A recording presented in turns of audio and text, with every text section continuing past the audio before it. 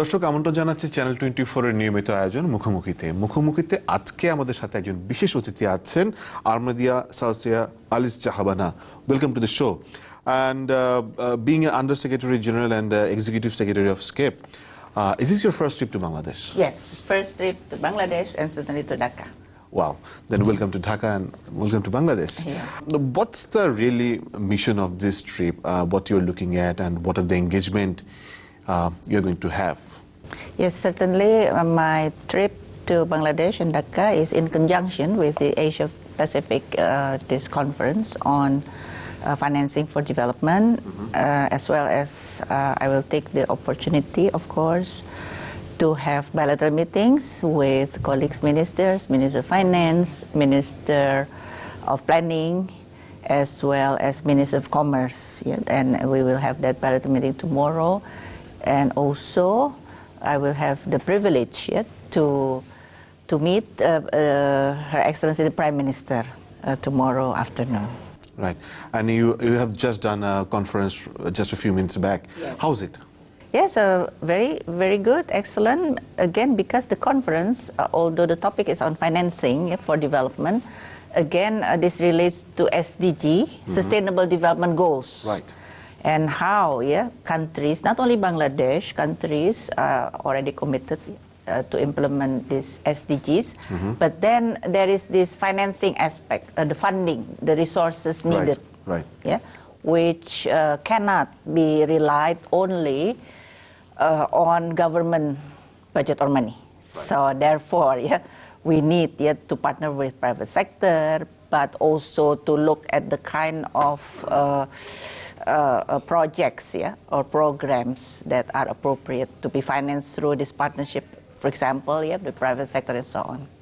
That's one topic, And other topic also financing to mitigate, for example, the challenges of climate change. Right.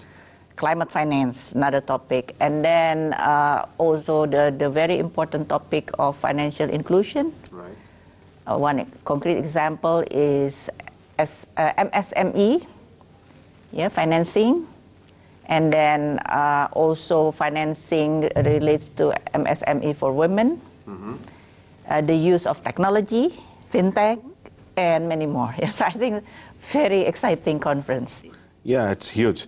And as you were talking about the financing for climate changes and stuff like that, when the development is necessary and the protection of the climate is also necessary, don't you think these are like conflicting? Because when look at the China, they're developing a lot. At the same time, the pollution is there. Even a few days back in Delhi, it was really foggy and smoggy during the daytime.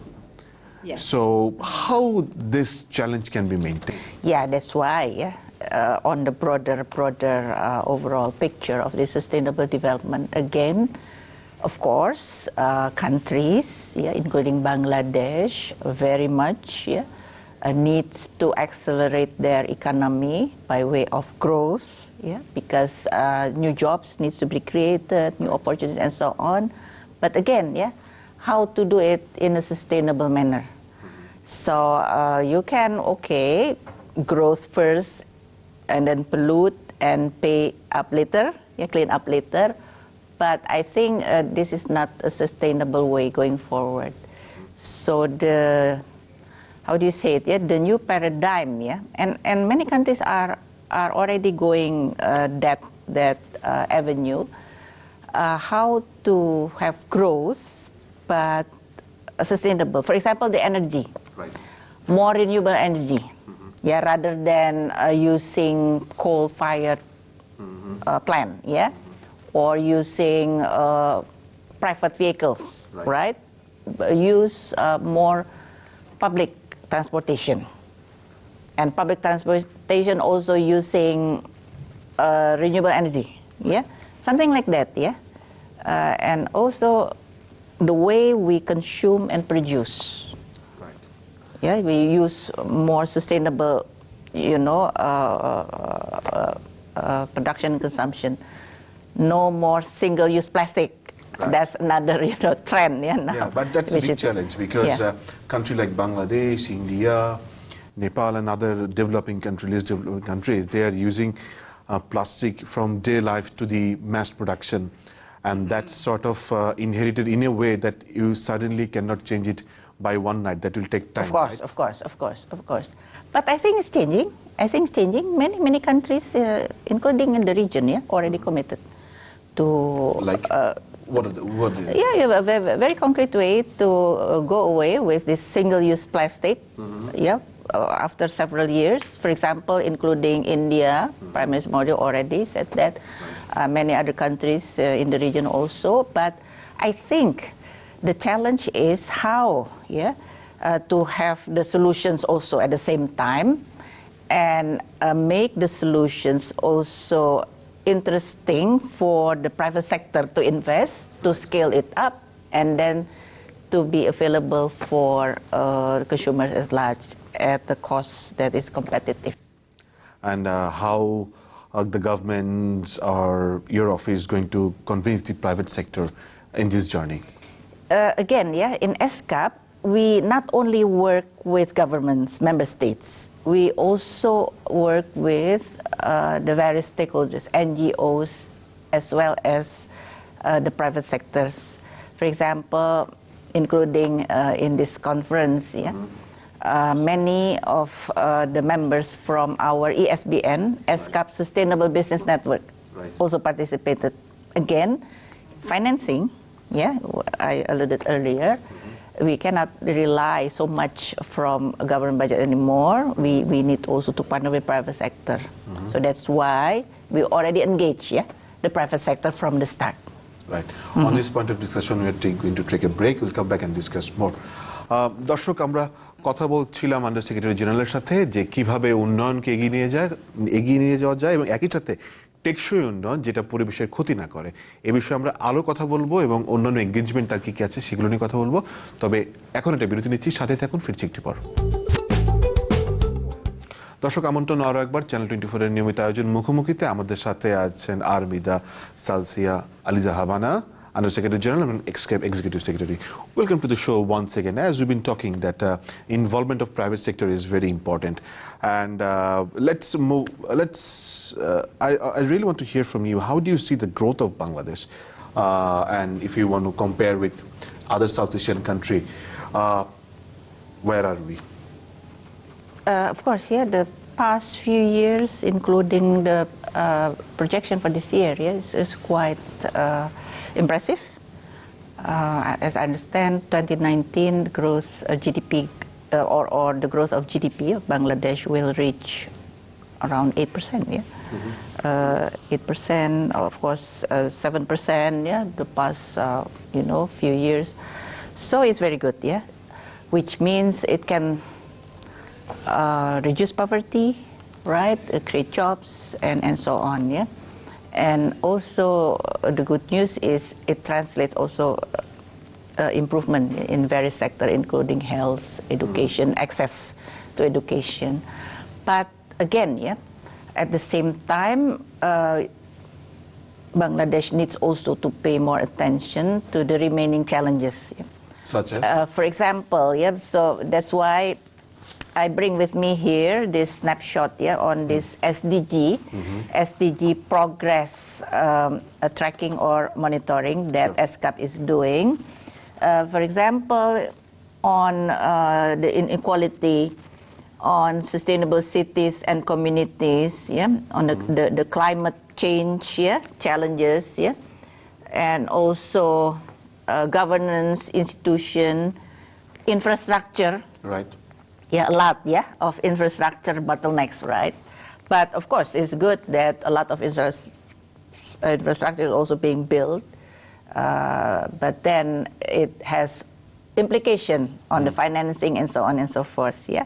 But again, the key message is a lot of progress, economic front, social welfare front, but remaining challenges, especially environment, climate change mitigation, inequality, and then governance institution, among others.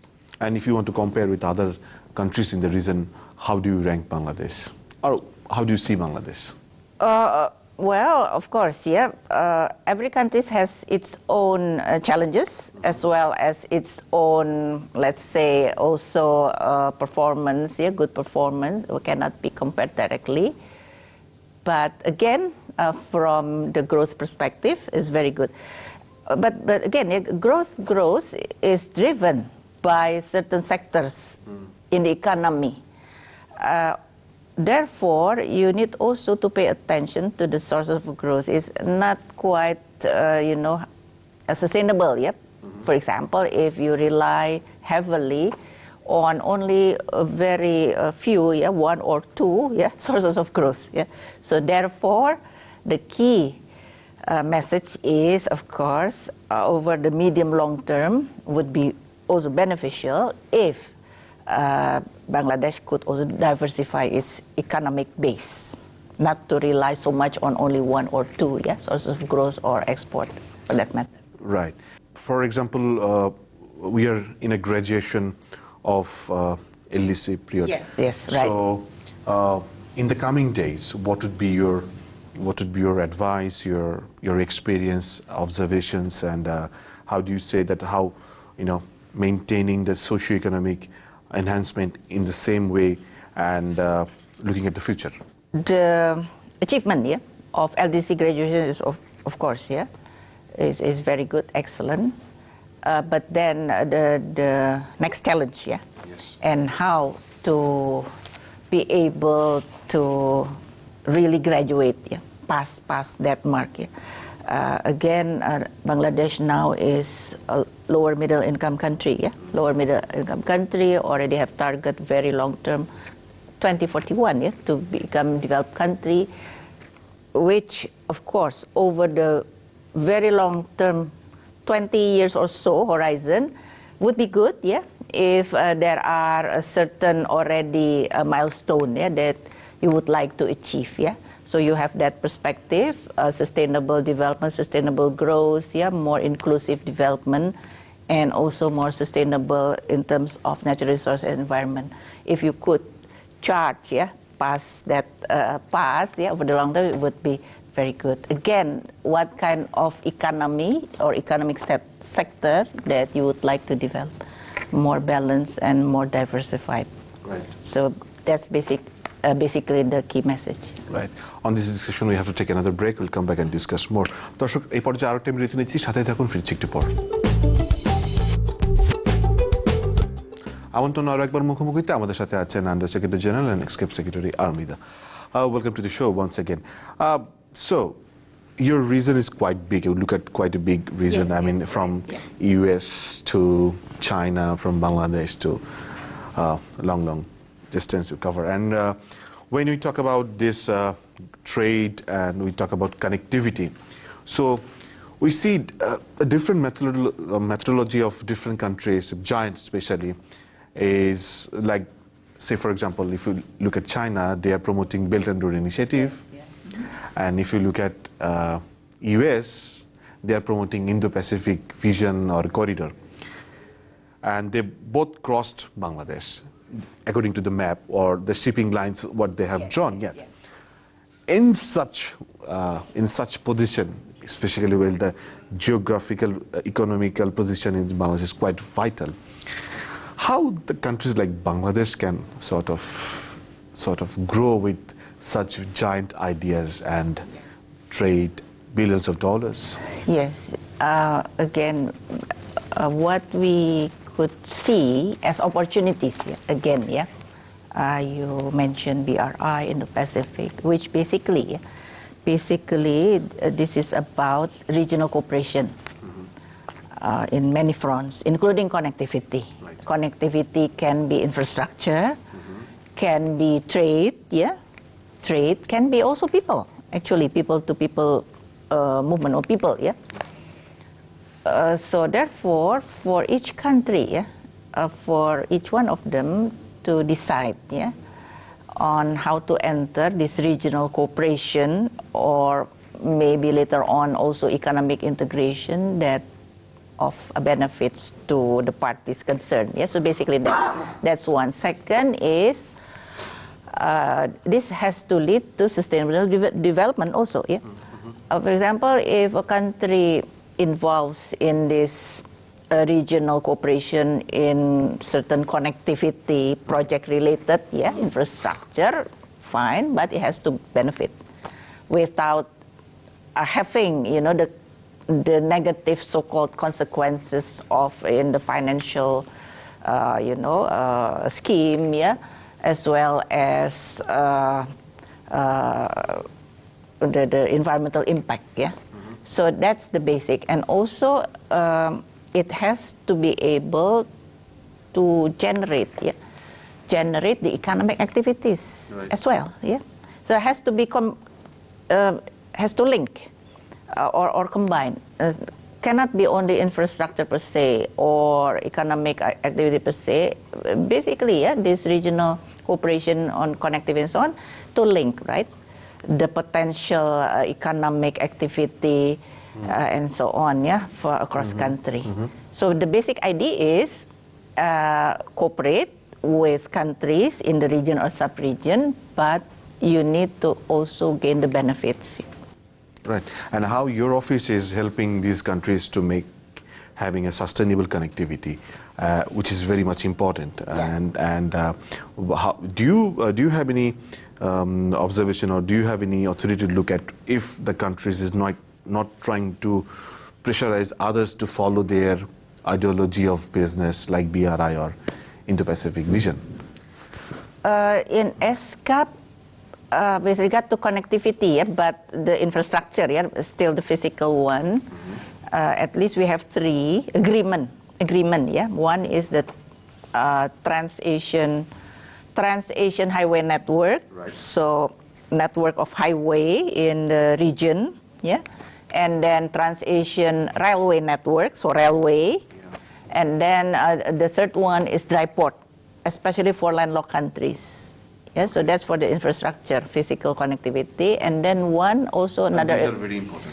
Then the other one agreement is on trade, this cross-border paperless trade, because again it would be more efficient, cost-effective if the trade among countries can be done through paperless. You do not have to fill in all these paper documents and so on. Just paperless. Like customs and taxes. Yes, and, right. But you need to harmonize and standardize the system and so on. Once you do that, you have agreement among the countries concerned. Then it would facilitate a trade. And but if there is no paper, then how do you maintain the records? Electronic, right? Fine. Yes. So this is how ESCAP facilitates the countries in the region to have this regional cooperation as well as economic integration. Right. Well, without having also to enter into the issues that you mentioned. Right. It's very interesting because these people will lead the country in future. Yes, I agree. Right.